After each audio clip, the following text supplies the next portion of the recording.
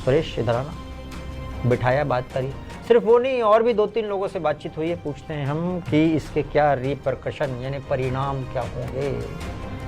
हमने देखा कि पीलीभीत में प्रधानमंत्री बहुत सारी चीज़ों पे गरजे, जितिन प्रसाद को जिताने के लिए पहुंचे थे। हालांकि आसपास के मंडल पे भी इसका असर, बरेली पे ख़ास तौर पर, क्योंकि वहाँ पर मामला गर्म चल रहा है।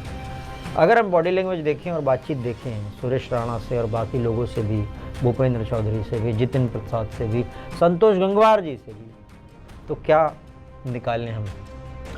देखिए भूपेंद्र जी, आज पीलीभीत में जो प्रधानमंत्री मोदी की चुनावी जनसभा थी, उसका जो मंच था, उस पूरे मंच का एक माहौल एकदम अलग था। और आप देखिए कि बरेली में भी तनाव चल रहा है। पश्चिम में खासतौर से आप देखिए, अगर पश्चिमी यूपी से लेकर, और बरेली चूँकि रुहेलखंड क्षेत्र में है, बरेली, पीलीभीत और ये सारे, तो थोड़ा सा चुनावी हलचल के बीच में जो होता ना कि किसी का टिकट कट गया, कोई नेता नाराज है, किसी अपने को नहीं मिला, ये इस पूरी हलचल के बीच जो पीलीभीत में जो चुनावी मंच है प्रधानमंत्री मोदी का, उस पर अगर आप गौर करें तो आप देखेंगे कि चीज़ें आपको बहुत लगेंगी जैसे ना कि एक पानी के बहाव की तरह चीज़ें बहुत आसान लग रही थी वहाँ।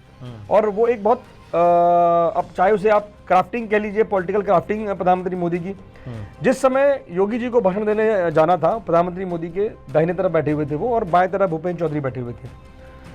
तो अचानक क्या हुआ कि कुछ बातचीत चल रही थी और योगी जी और मोदी जी में, इसके बाद योगी जी का नाम लिया गया मंच पर। तो भाषण के लिए जैसे वो उठे तो मोदी जी ने उनकी तरफ देखा और वो अपनी कुर्सी पीछे करके उनके पीछे से जाने के लिए वो तैयारी कर रहे थे कि उनके पीछे से जाएं। तो एक प्रोटोकॉल रहता है कि भाई बड़े नेता के सामने से नहीं जाना है या जो भी है। तो मोदी जी ने तुरंत उनका दाहिना हाथ पकड़ लिया। जब वो कुर्सी को झुके थे पीछे निकलने के लिए, तो उनका दाहिना हाथ पकड़ लिया और उनको इशारा करके बोला कि आप सामने से जाइए। ये देखकर योगी जी मुस्कुराए, थोड़ा सा झुकते हुए वो सामने मंच की ओर चले गए।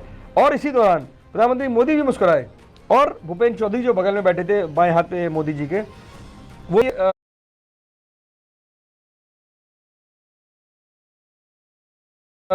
मंजर देखकर वो भी मुस्कुराए। खैर, इसके बाद तुरंत बाद जो है योगी जी का भाषण वहाँ शुरू होता है और प्रधानमंत्री मोदी जो है कुछ सेकंड के बाद उन्होंने अपने दाहिनी ओर इशारा किया और सुरेश करके 2 बार उन्होंने बुलाया और सुरेश राणा जी को उन्होंने बुलाया। तो इसके बाद सुरेश राणा, और चूंकि प्रधानमंत्री मोदी जब योगी भाषण देने गए तो प्रधानमंत्री मोदी जी के ठीक दाहिने तरफ वाली कुर्सी खाली हो चुकी थी, उसी कुर्सी पर उन्होंने बुलाया। सुरेश राणा आए, वहां पर बैठे, उन्होंने उनके कान में कुछ बातचीत की। दोनों के बीच करीब 4 से 5 मिनट की बातचीत हुई। और सुरेश राणा एक्चुअली तो विधायक भी नहीं इस समय में, वो हार गए थे, इसमें विधायक नहीं है, बट शाहजहांपुर में के प्रभारी हैं चूंकि। दूसरा, पश्चिमी यूपी में एक बड़ा चेहरा है भाजपा के लिए, गन्ना मंत्री रहे जी, कैबिनेट मंत्री रहे, गन्ना मंत्री। और इसके अलावा उनका जो कार्यक्षेत्र है वो भले मुजफ्फरनगर है, बट पश्चिमी यूपी में उनका बड़ा मैसेज रहता है और 2012 से काफ़ी सक्रिय हैं। पिछले 10-11 साल से तो मेरा ख्याल पश्चिम की राजनीति में जितने भी बड़े बयान और जितनी भी बड़ी चीज़ें हुई पॉलिटिकली, उनमें कहीं ना कहीं वो अपनी सक्रियता उनकी दिखी।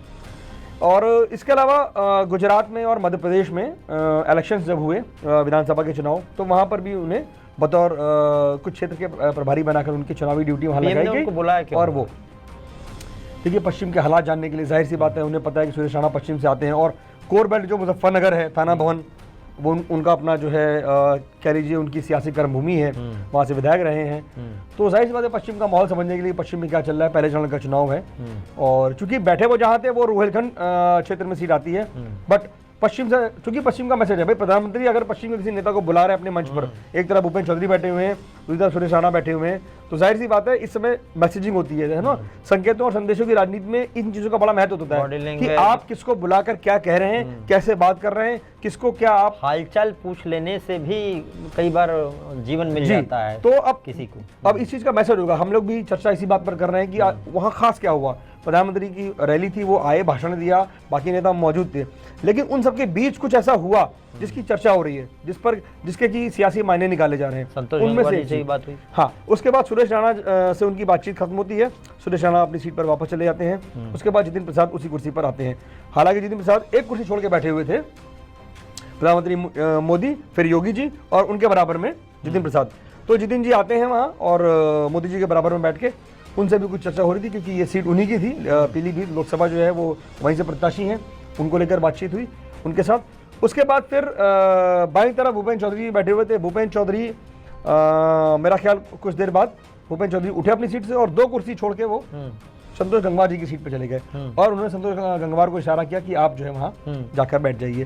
तो जाहिर सी बात है कुछ बातचीत हुई होगी। तो संतोष गंगवार जी आए, वो प्रधानमंत्री मोदी जी के बाईं तरफ बैठे, उनसे मोदी जी ने कुछ देर बातचीत की। जाहिर सी बात है बरेली में इस समय कुछ तनाव चल रहा है। भूपेन्द्र चौधरी को कल ही वहाँ पर जो भाजपा कार्यकर्ता थे वो गंगवार जी से मिलने पहुंचे संतोष जी के घर, तो वहाँ उन्होंने नाराजगी में उन कार्यकर्ताओं ने जाने नहीं, घेर लिया। बंधक क्या बेसिकली घेर लिया। बड़ा नेता आता है तो लोग शिकायत करते हैं, अपनी नाराजगी जाहिर करते हैं, उसमें बंधक जैसी कोई स्थिति नहीं है, क्योंकि बड़े नेता जब भी आते हैं तो छोटा कार्यकर्ता जो